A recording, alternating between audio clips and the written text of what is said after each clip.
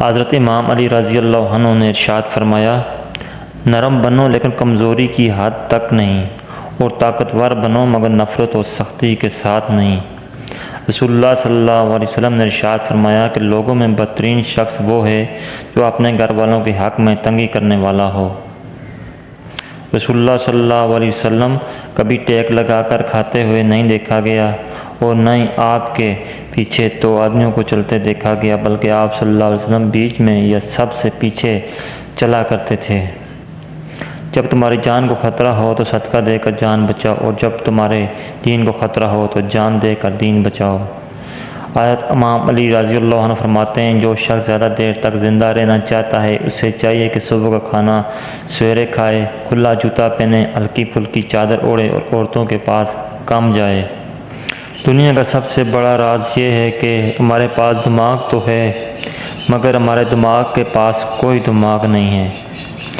حضرت علی شیر خدا رضی اللہ عنہ فرماتے ہیں، اگر انسان کو تکبر کے بارے میں اللہ کی ناراضگی اور سزا کا علم ہو جائے تو بندہ صرف فقیروں اور غریبوں سے ملے اور مٹی پر بیٹھا کرے۔ ہمارے پیارے آقا محمد صلی اللہ علیہ وسلم نے ارشاد فرمایا کہ جس نے لوگوں کے دلوں کو اپنے جال میں پھانسنے کے لیے عمدہ گفتگو سیکھی، اللہ تعالیٰ قیامت کے دن نہ اس کی فرض بات قبول فرمائے گا اور نہ نفل۔ اللہ سے رجوع کرنے میں کوئی جھجک نہ کرو، اس کے پاس تو گزرے ہوئے کل کی معافی بھی ہے اور آنے والے کل کا انعام بھی ہے۔ حضرت علی رضی اللہ عنہ نے فرمایا، عقل مند وہ ہے جو اپنی زبان کو غیبت سے بچائے، اور مومن وہ ہے جس کا دل شک سے پاک ہو۔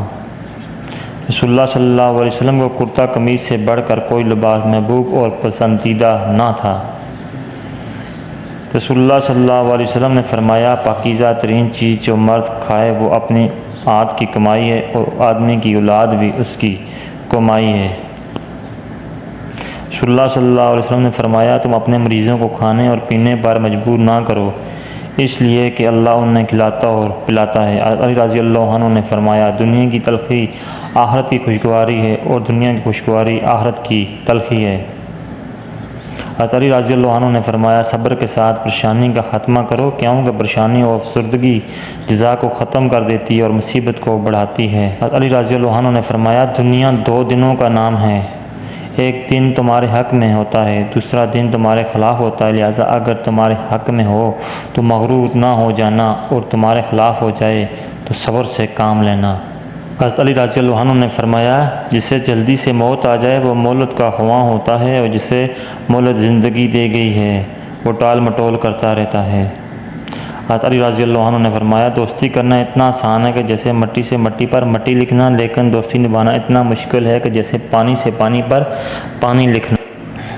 حضرت علی رضی اللہ عنہ نے فرمایا، جو شخص نیکی کر کے خوشی محسوس کرے اور گناہ کر سرزد ہونے پر رنجیدہ ہو جائے وہ مومن ہے۔ جزاکم اللہ خیر۔ اسی طرح کی ویڈیو دیکھنے کے لیے میرے چینل کو سبسکرائب کریں۔ جزاکم اللہ۔